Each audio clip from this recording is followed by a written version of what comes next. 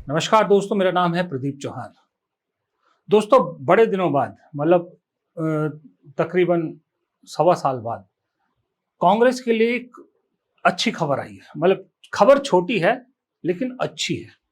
और इस अच्छी खबर का अगर कांग्रेस चाहे तो एक आप कह सकते हो एक संजीवनी की तरह इससे काम ले सकती है, इससे एक सबक ले सकती है। और वो खबर आई है उस राज्य से जहां 2 बार लगातार कांग्रेस हार चुकी है विधानसभा चुनाव। तीसरा विधानसभा चुनाव के लिए 2 साल के आसपास वक्त है। 2 साल से भी कम का वक्त है। इनफैक्ट मैं बात कर रहा हूं उत्तराखंड की। उत्तराखंड में 17-22 दोनों बार कांग्रेस हार गई। अभी कुछ दिन पहले वहां पर जो लोकल बॉडीज है, म्यूनिसिपल कॉर्पोरेशन, उसके चुनाव हुए, उसमें भी हारी। तो लोग कहने लगे कांग्रेस में फिर तीसरी बार बीजेपी वहां जीतेगी। और कांग्रेस के उत्तराखंड के कई बड़े बड़े नेता थे लेकिन कहीं दिखते नहीं थे। उत्तराखंड की दिल्ली में भी बात नहीं होती थी। मजे की बात बताऊं मैं आपको, मजे की बात है, ये कांग्रेस में हो सकता और कहीं नहीं हो सकता। शैलजा उत्तराखंड की प्रभारी हैं और कहा जाता है कुमारी शैलजा ने पिछले 1 साल में उत्तराखंड का एक भी दौरा नहीं किया। प्रभारी ने अपने प्रदेश का एक भी दौरा नहीं किया। ये हाल उत्तराखंड में कांग्रेस का। दिल्ली में और प्रदेशों की बात होती है, उत्तराखंड का कहीं जिक्र होता दिखता नहीं। कभी हमने भी नहीं देखा, नहीं तो हम जरूर उस पर करते। लेकिन अचानक से खबर आई कि अभी पंचायत चुनाव हुए हैं और पंचायत चुनाव में कांग्रेस ने आउटस्टैंडिंग परफॉर्मेंस दी है। 12 में से 8 जिलों में तो कम से कम बीजेपी को काफी सफाया कर दिया है। ग्रामीण इलाकों के लोगों ने कांग्रेस का भरपूर सहयोग दिया, भरपूर कांग्रेस को प्यार दिया, वोट दिया है। और ये दिख रहा है वहां जोश। जोश का आलम यह है कि जो मैं कह रहा था ना कि उत्तराखंड में बड़े बड़े नेता कहीं कहां छुप गए थे, जमीन दोष हो गए थे, पता ही नहीं लग रहा था। अचानक इस जीत ने जोश भर दिया और वो भी बरसाती उसकी तरह, जो कीड़े वो निकल नहीं आते जंगलों में, छोटे छोटे झाड़ वगैरह, उस तरह उगाए हैं वापस और बड़े बड़े दावे करने लगे। अब तो 27 की जीत के दावे भी करने लगे हैं। ग्रामीण उत्तराखंड ने लगभग ये तय कर दिया है कि वो भाजपा की नीतियों से पूर्णतः असहमत है। और मुझे भरोसा है कि यदि सब सामान्य तरीके से चुनाव होने दिया गया, चुनाव प्रक्रिया में सत्ता ने अपना नग्न नाच नहीं किया, तो फिर अधिकांश जिला पंचायतें, अधिकांश क्षेत्र पंचायतों में ब्लॉक प्रमुख और जिला प्रमुख कांग्रेस के बनेंगे। जिस तरीके से पंचायती लोकतंत्र की भाजपा ने निरंतर अवहेलना की हत्या करने का काम किया, जनता ने, ग्रामीण जनता ने उसका बदला ले लिया। जो उनकी नीति है झूठ लूट फूट की, उसको रिजेक्ट कर दिया है। लोगों ने कहा भ्रष्टाचार नहीं चलेगा, बेरोजगारी, पलायन, महंगाई, ये जो सर उठाती हुई समस्याएं हैं, जनता ने उनको देखा है। मैं इस बात से इसलिए ज़्यादा उत्साहित हूँ कि जनता ने पहली बार अपने को देख करके बहुत समय बाद वोट दिया है, किसी और की तरफ देख करके नहीं दिया है। और हमें भरोसा है कि जनता की यही सोच 2027 तक भी कायम रहेगी और कांग्रेस को सत्ता में लेकर के आएगी। धन्यवाद। ये जो मैं बात कर रहा था, सिर्फ हरीश रावत की बात नहीं कर रहा था। हरीश रावत की मैं पर्सनली बहुत इज्जत करता हूं क्योंकि बहुत पुराने नेता हैं, बहुत सीजन नेता हैं। इनकी राजनीति जबरदस्त रही है। उत्तराखंड में कांग्रेस के एक मजबूत पिलर रहे हैं हमेशा से। लेकिन मेरा सिर्फ ये कहना है इनसे, रावत साहब से, कि रावत साहब, अब ये मौका मिला तो आप भी खड़े हो लिए, लेकिन आपको एक बात समझनी चाहिए कि अब उम्र भी एक चीज होती है, उम्र का भी एक तकाजा होता है। अब आप दोबारा प्लीज लाइन में मत खड़े होइए, आप हटिए, नयों को आगे आने दीजिए और आप एक सचमुच में एक मार्गदर्शक बनिए। कांग्रेस में मार्गदर्शक मंडल नहीं है, लेकिन आपको सच में इनका मार्गदर्शक बनना चाहिए उत्तराखंड में कांग्रेस का, और मार्गदर्शन देना चाहिए कि पार्टी अब इस जीत को 27 के विधानसभा चुनाव तक कैसे लेके जाए, इस मोमेंटम को कैसे लेके जाए। मध्य प्रदेश में कमलनाथ को यही करना चाहिए, दिग्विजय सिंह को यही करना चाहिए। बहुत से और राज्य हैं, केरला में ए.के. एंटनी है, हरीश रावत को भी वही रोल करना चाहिए। क्योंकि 27 की बात मैं इसलिए कर रहा हूं कि कांग्रेस की एक बहुत बुरी बीमारी है जो बार बार लौट आती है।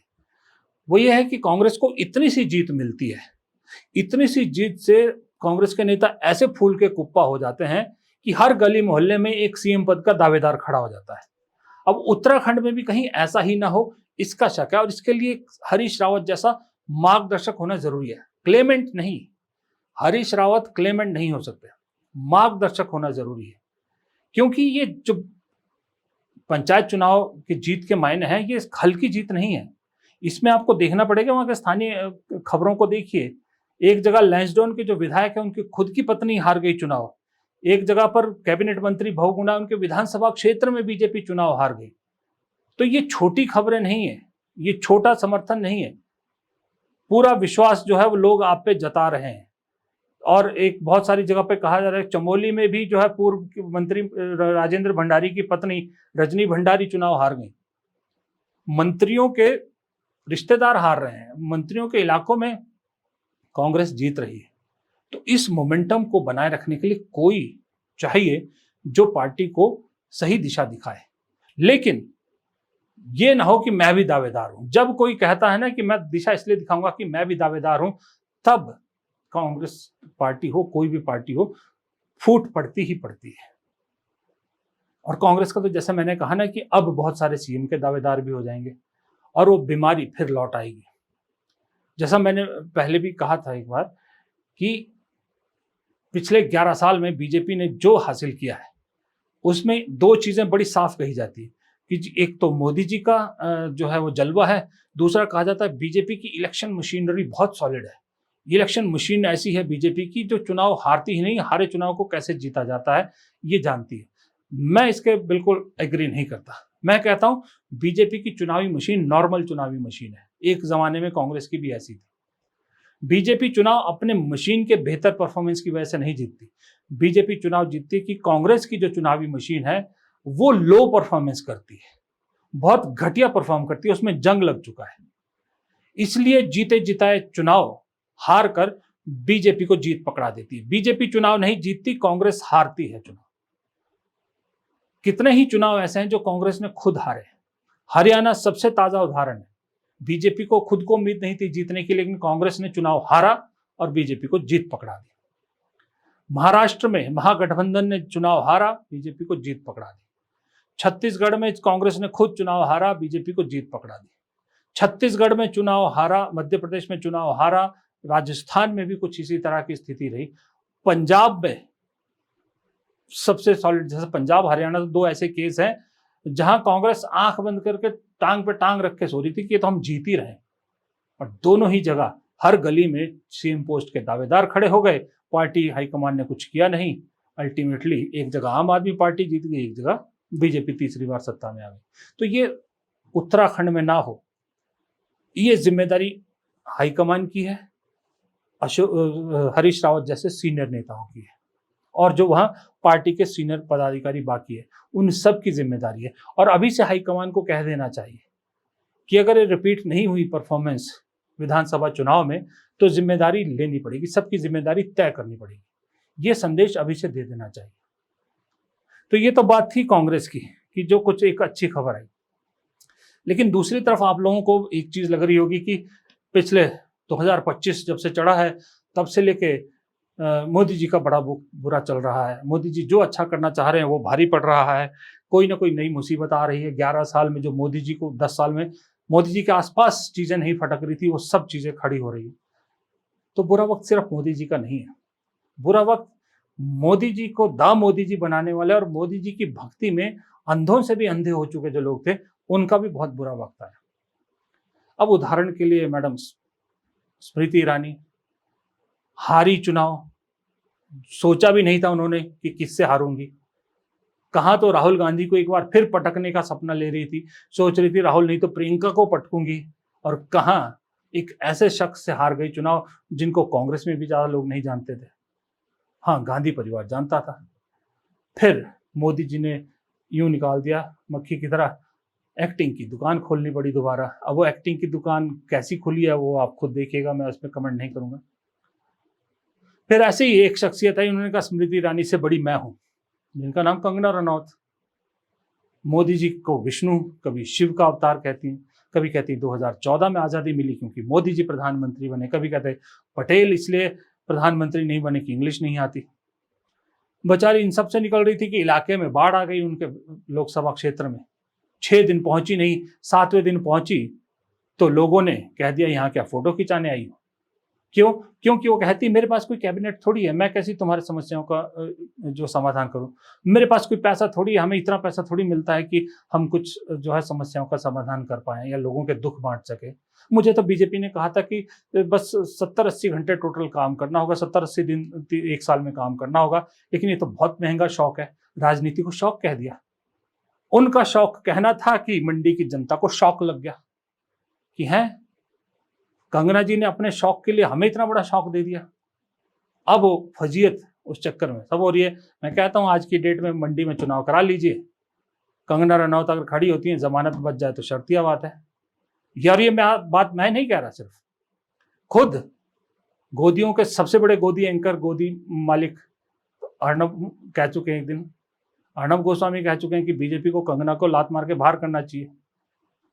तो ये बुरा वक्त चल रहा था, लेकिन इस बीच पुराने जो किए कर्म है वो भी दोबारा वापस आते हैं ना।